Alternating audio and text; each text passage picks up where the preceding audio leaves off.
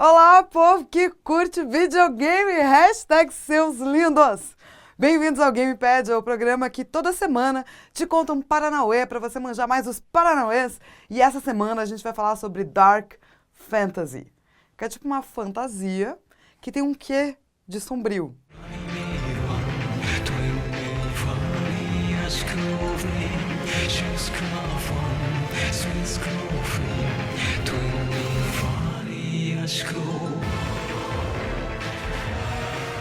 Ela não pode ser totalmente de terror, porque senão ela é horror.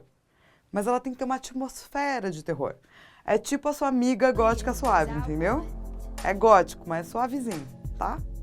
Existem 3 pessoas que foram creditadas com esta coisa.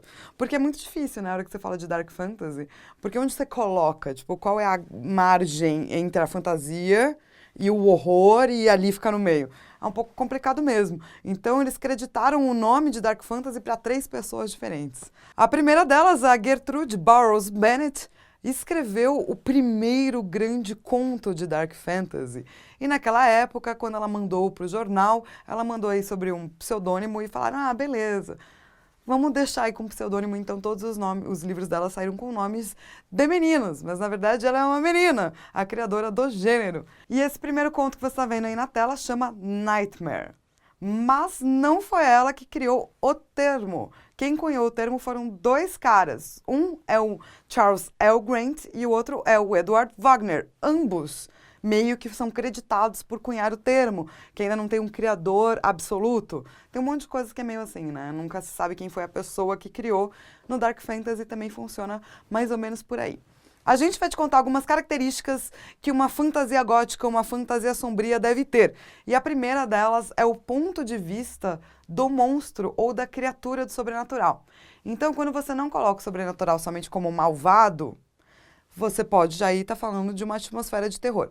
Tanto os livros da Anne Rice com as crônicas vampirescas, quanto o Neil Gaiman quando fala do Sandman, o que eles fazem? Eles pegam e contam o seu conto a partir da criatura, ou o vampiro, ou o perpétuo sonho, e todos eles vão deixar essa coisa do sobrenatural e talvez essa criatura que fosse do mal ter uma maior profundidade, vai ganhar simpatia dos leitores. E daí você pode olhar para o sobrenatural de outra forma. Outra questão importante é que a Dark Fantasy não necessariamente tem que ser visceral. Um dos autores mais seminais, que foi o Edgar Allan Poe, escrevia sobre a possibilidade ou a probabilidade de você ganhar um ferimento e como aquilo era horrível. E não ficava descrevendo visceralmente aí depois que você tomava o ferimento.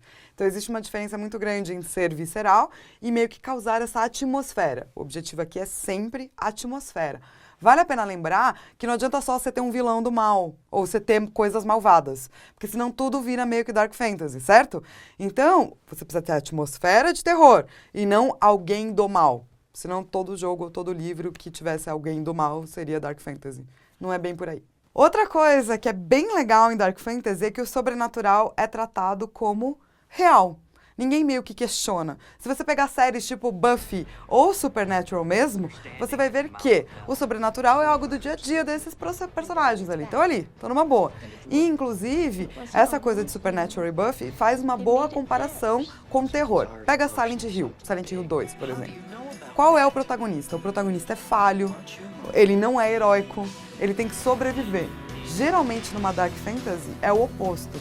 Mesmo que ele seja um anti-herói, ele tem qualidades heróicas e o objetivo não é só sobreviver. Ele tem armas, ele tem conhecimento para lutar contra esse mal, que é o caso tanto da Buffy quanto dos irmãos do Supernatural. Vamos estudar Drácula, por exemplo, do Bram Stoker. Você já leu? Ele é dividido em capítulos e cada capítulo é diário. Então você vai ver a saga pela visão do Drácula, pela visão do caçador, que é o cara que tem um conhecimento, sabe lutar contra o sobrenatural. E pela visão do herói que vai ser marcado.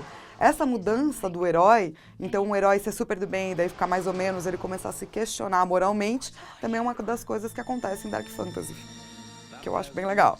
Que dá, digamos assim, um movimento interessante para os nossos heróis. Então o herói, além de ter que sofrer baixas e se transformar, ele vive num mundo que tem magia. Às vezes a magia não é a coisa mais importante daquele mundo, mas mesmo assim ela tem que existir. Eu acho que um bom paralelo para entender a magia que existe, mas talvez não seja o foco, é tipo Game of Thrones.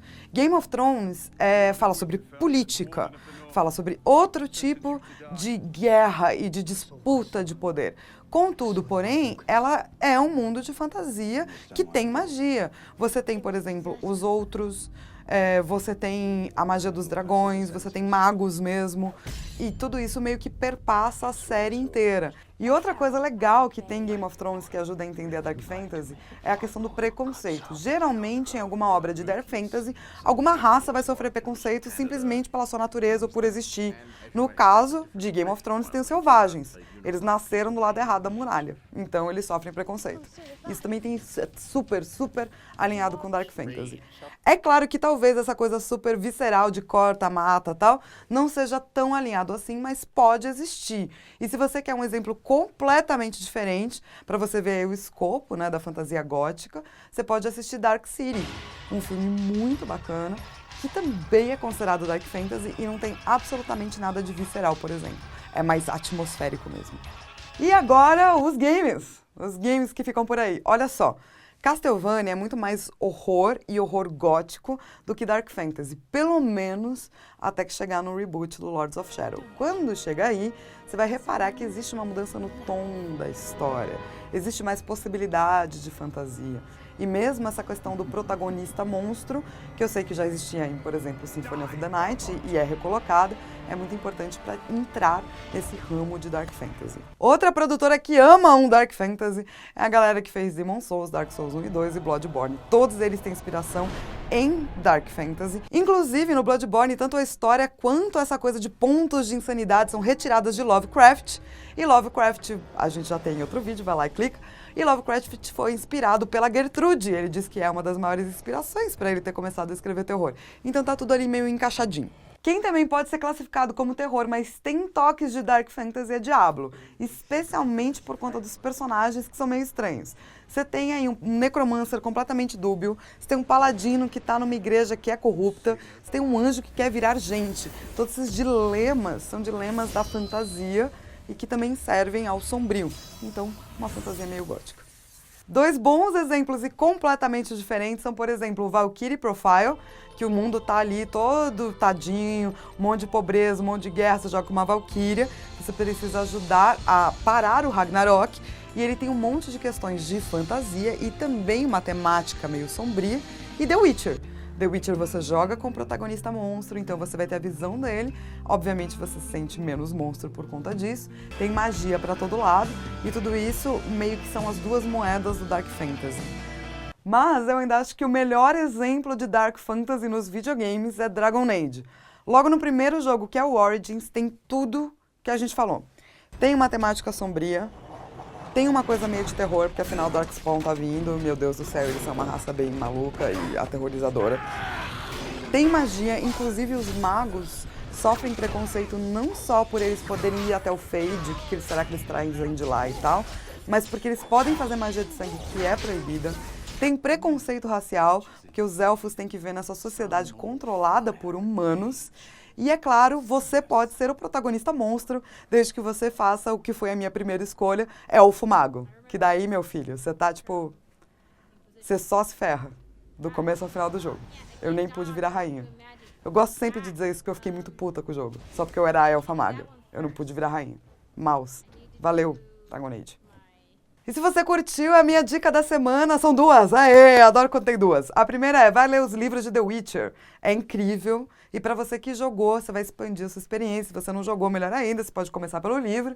E se você acha que no Brasil não tem Dark Fantasy, tem sim. Minha primeira recomendação para você é O Caçador de Apóstolos, da editora Jambô. Um ótimo exemplo de Dark Fantasy nacional. Por isso eu queria deixar aqui um beijo para o Calil, que pediu esse tema, e dizer que se você quiser pedir um tema, me manda e-mail no ignbrasil@ign.com que eu faço para você. E eu volto semana que vem. Beijo!